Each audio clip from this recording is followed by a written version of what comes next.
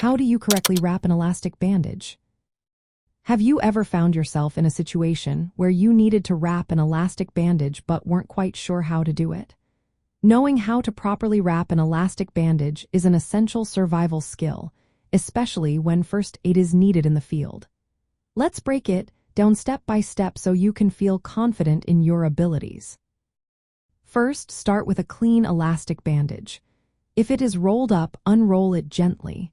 Before applying the bandage, ensure the injured area is clean and dry. This helps prevent infection and allows for better adhesion. Next, position the bandage correctly. Always begin wrapping at the farthest point from the heart. For instance, if you are wrapping a leg, start at the ankle. This technique promotes better blood flow back toward the heart, which is important for healing. Now, let's get to the initial wraps. Anchor the bandage by wrapping it around the limb a few times. If you are wrapping a wrist, start at the base of the fingers and wrap around the hand a few times to secure it in place.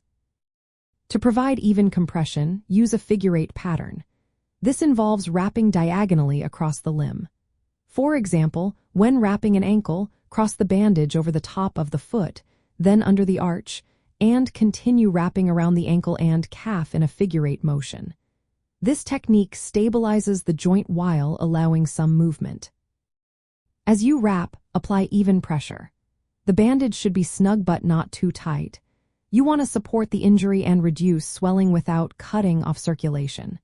After wrapping, check the circulation by observing the color and temperature of the toes or fingers beyond the bandage. If they appear pale, blue, or feel cold, loosen the bandage immediately. Make sure to cover the injury completely. The bandage should extend beyond the injury site to provide adequate support. For example, when wrapping a hand, cover from the base of the fingers to above the wrist. When you reach the end of the bandage, secure it properly. You can use clips, tape, or tuck the end under a previous layer. If you are in an emergency situation without clips or tape, twisting the end and tucking it securely can work just fine.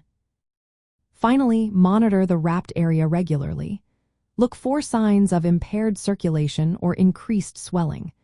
Adjust the bandage as needed to ensure comfort and effectiveness. In a survival context, wrapping an elastic bandage correctly can help control swelling and protect wounds until professional medical care is available. Remember, the figure-8 wrap is especially useful for joints like wrists and ankles. Always check circulation after wrapping to avoid complications. With these steps, you can confidently provide first aid when it matters most.